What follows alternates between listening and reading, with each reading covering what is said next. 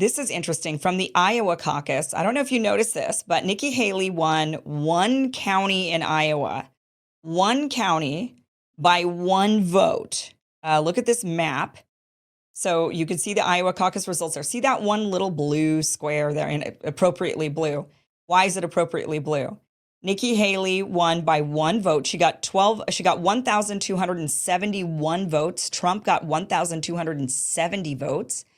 The reason people are saying that she won this county was because Democrats flocked to the caucus, were able to switch their party affiliation same day. They were able to switch from Democrat to Republican, and they were able to participate in the caucus in an attempt to thwart Trump. Here's this Fox News. They did a piece on this, all eyes on New Hampshire's independent voters following reports of Democrats voting for Nikki Haley in Iowa. So they're worried about this in New Hampshire. Now, New Hampshire has different rules, but they're worried about New Hampshire's independent voters. You cannot do same-day voter registration in New Hampshire, but I think the independent voters might be able to participate, and so they're really worried that they're going to flock in just to get Nikki Haley a boost. So they're saying in this article here, all eyes will be on New Hampshire's undeclared or independent voters next week for the first in the nation presidential primaries, following reports of cross-party voting by Democrats in support of former UN Ambassador Nikki Haley during Monday's Iowa caucuses. Although former President Donald Trump achieved a historic victory in the Hawkeye state with more than 50% of the vote, well ahead of Haley's third-place finish, it wasn't for a lack of trying by Democrats and independents opposed to the former president. They reportedly showed up at some caucus sites and caused a shortage of party registration forms. Even though registered Republicans were the only voters allowed to vote in Iowa's caucuses, the state allows same-day party registration, meaning Democrats and independents could show up, register, and vote all in one evening. At one caucus site in Johnson County, the only county Trump lost to Haley by a single vote, caucus workers had to scramble for more printer paper to have enough forms to accommodate those trying to switch their party registration to Republican, according to CBS News. And we actually have a bit of that report from CBS News. Let's play that. Major, it's been a very interesting night. They just finished voting. This was a room in favor of Nikki Haley, overwhelmingly so. Ron DeSantis second, Donald Trump a distant third. The most interesting development of the evening, and Anthony Salvanto will find this to be very interesting indeed. They had 50 forms for people who wanted to register tonight or switch their party registration. They ran out of those forms. Members of the caucus team here had to run out to multiple people's homes to get printer paper and get their printers fired up. They printed another 25 or so sheets of paper. They estimate about 75 people were new registrations or switched their registration from Democrat to Republican in order to play in this caucus tonight. And I think that's a big reason why Nikki Haley was lifted up. You're getting a little noise here as they clean up. Was so impressive in this particular outing. If she can repeat that, because we're talking about 20% of the vote here, thereabouts, give or take, were new registrations or crossovers, and that is above the typical rate. You see estimates about 10% in a typical open caucus. So if she can outperform in counties like this one, at caucus sites like this one, then that bodes well for her ability to have a strong second, which of course is what her campaign really wants to drive the narrative into New Hampshire. So it's going to be interesting. She's banking on those Democrat voters. She's not really pulling in the Republicans. She's pulling in a lot of Dems and independents. Ron DeSantis calls her out on this, says that Haley cannot rely on Dems to win the GOP nomination. Watch this.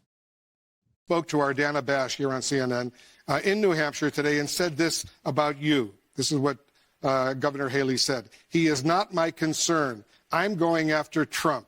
What do you say to her?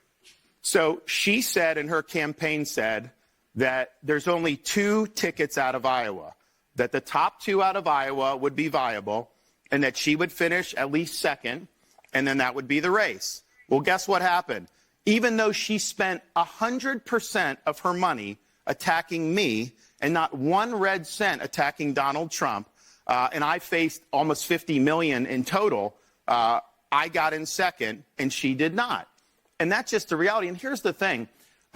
In Iowa, you can actually show up as a Democrat on the day of the caucus, change your registration, and then participate in the Republican caucus. In New Hampshire, you can't do that. If you're a declared Democrat, then you can't vote in the primary. So she was relying on her support for a lot of these Democrats changing their registration on the day of the caucus. And here's the thing.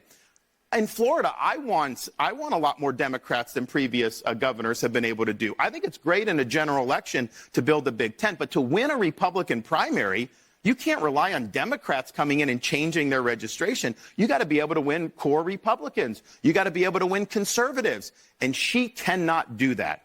You look at a lot of those folks, because I spoke at these caucuses. I spoke at 2 caucus sites. You know, a lot of the Trump voters were coming up to me saying, you know what, I'm for you in 28, or I love what you're doing. Like they know that I have a great record. None of them like Nikki Haley because they don't think she shares her values. So she does not have the ability to build the type of coalition that you need to win a Republican primary, period, much less take on Donald Trump.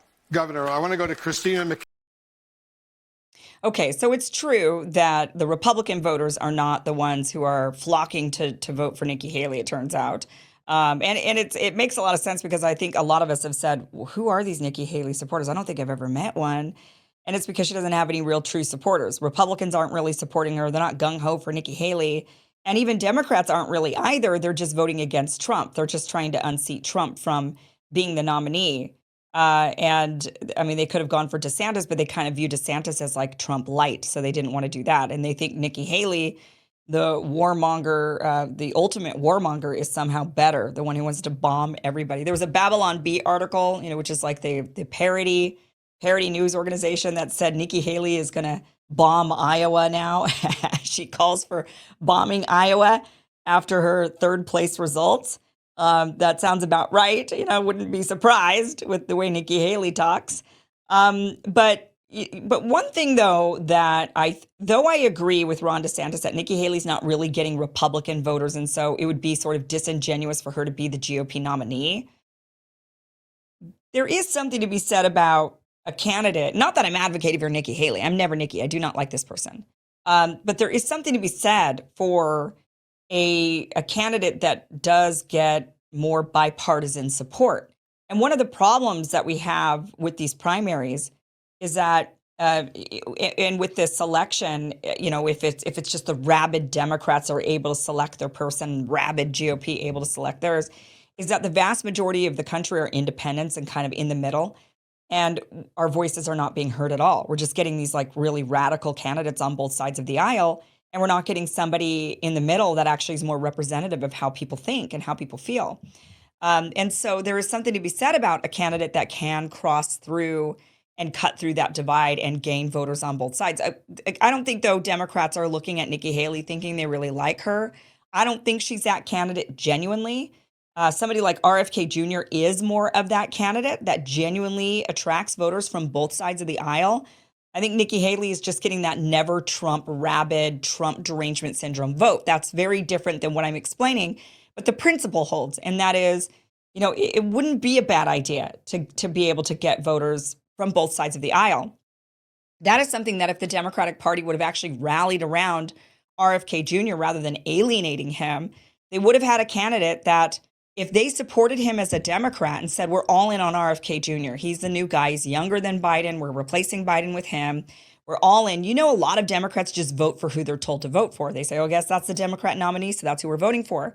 But he also would have pulled in a lot of independents and even some Republicans. They would have had a winning ticket with Robert F. Kennedy Jr. had they just put all of their eggs in that basket. They would have won. I think they would have really had a shot at beating Trump. But instead, they blew it. They alienated him. They forced him to go independent. And maybe they did that also thinking that he'll pull more Trump voters than he does from Biden. And so therefore, Biden might actually win. That's still a play. That's possible for sure. We won't know. This is going to be a very interesting election season. That is what I do know. But Nikki Haley going after those Dems. I don't expect her to actually do well in New Hampshire. It'll probably still be Trump and DeSantis. And then at some point, I think those two are just going to have to, after this next primary, if they get clobbered by Trump again, which I assume they will, they're just going to have to concede and endorse Donald Trump. Nikki Haley, I doubt she will. I think Ron probably would. I don't think Nikki would. I'd be interested to see who she endorses. Do you think she would endorse Biden?